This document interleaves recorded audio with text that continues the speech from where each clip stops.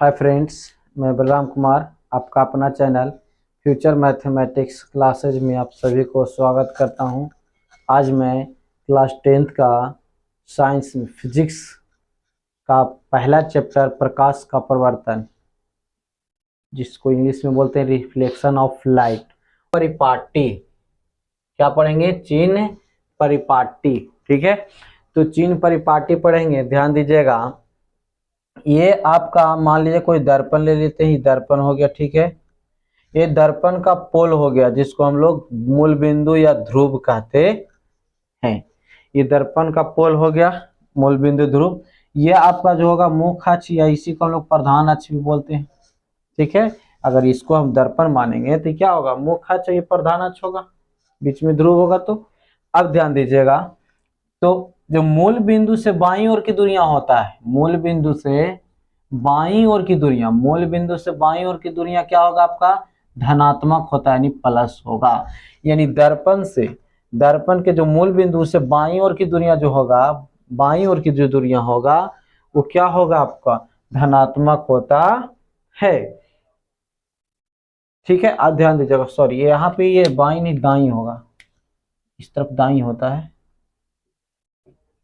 दाईं, सॉरी ये दाईं हो जाएगा। इस तरफ क्या हो जाएगा? दाईं, दाईं, इस तरफ दायां होता है। तो मूल बिंदु से दाईं ओर की जो दूरियां होते हैं, क्या हो जाएगा? आपका धनात्मक हो जाएगा। ठीक है, और मूल बिंदु से ऊपर, मुख्य अक्ष से ऊपर की दूरियां, जैसे मुख्य अक्ष हो गया, जिसको हम लोग प्रधान अक्ष बोलते हैं, तो मुख्य अक्ष से ऊपर की जो दूरियां होता है, वो भी क्या हो जाएगा? आपका धनात्मक होता है। यानी धनात्मक बोले तो प्लस, धनात्मक बोले तो क्या हो जाएगा? आपका प्लस हो जाएगा। ठीक है, अब आगे ध्यान दीजिएगा। अब ये है मुख्य अक्ष। क्या है मुख्य अक्ष? तो ये मुख्य अक्ष के नीचे की दूरियां जो है, ये क्या हो जाएगा? नीचे की दूरियां, मुख्य अक्ष से नीचे की जो दूरियां होगा, वो क्या होता है? आपका ऋणात्मक होता है। क्या होता है? ऋणात्मक, यानी माइनस होगा। ऋणात्मक यानी माइनस होता है। ठीक है, अब ध्यान दीजिएगा। अब इस तरफ का हम लोग समझ गया, बाईं ओर। दाईं ओर का तो क्लियर हो गया, बाईं ओर आते हैं। अब मूल बिंदु से बाईं ओर की दूरियां, मूल बिंदु से बाईं ओर की दूरियां, मूल बिंदु से बाईं ओर की जो दूरियां होता है, नहीं दर्पण के से बाईं ओर की जो दूरियां होगा, वो क्या होगा? आपका ऋणात्मक होता है, यानी माइनस में होगा। क्या होगा? माइनस उसका। ये तो हम लोग समझ गए। चलिए, एक चीज और आप लोग को याद रखना है। क्या रखना है? ये चिन्ह परिपाटी में ही आता है। पहला आपको याद रखना है कि आपतल दर्पण की, आपतल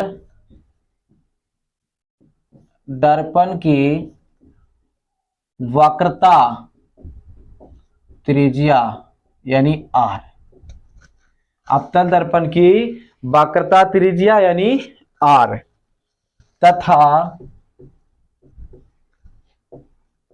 फोकस दूरी, फोकस दूरी आप फोकस भी बोल सकते हैं, यानी स्मॉल एफ। ठीक है, फोकस दूरी यानी स्मॉल एफ क्या होगा? आपका ऋणात्मक, ऋणात्मक होती है।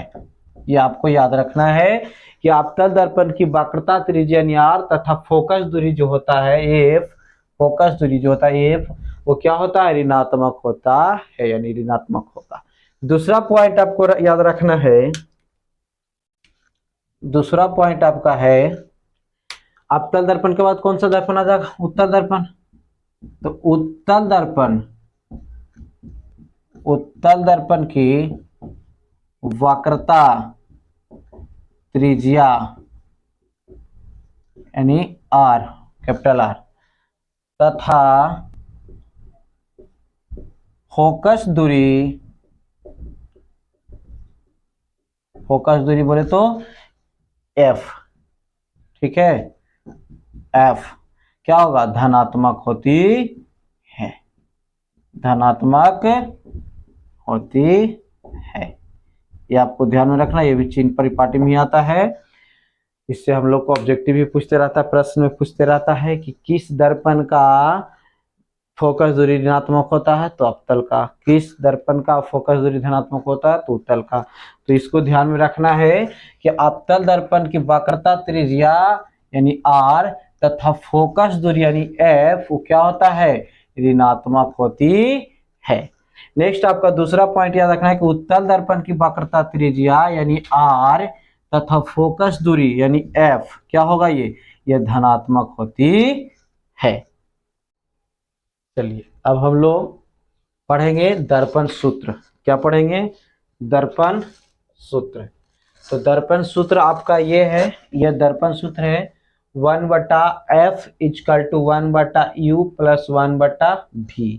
यह है क्या आपका दर्पण सूत्र है, जहां ध्यान दीजिएगा f जो आपका है वो क्या है, आपका फोकस दूरी है। f क्या है आपका, फोकस दूरी।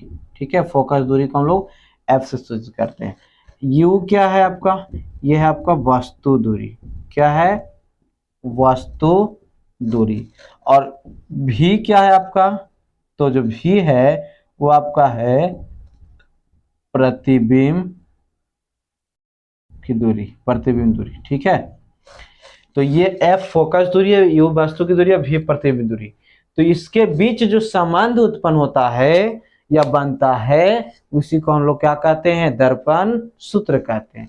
जैसे देखिए इसका डिफरेंशिएशन कैसे हम लोग लिख सकते हैं, गोलीय दर्पण में वस्तु दूरी यानी u, प्रतिबिंब दूरी v और फोकस दूरी f के बीच संबंध को क्या कहते हैं, तो दर्पण सूत्र कहते हैं।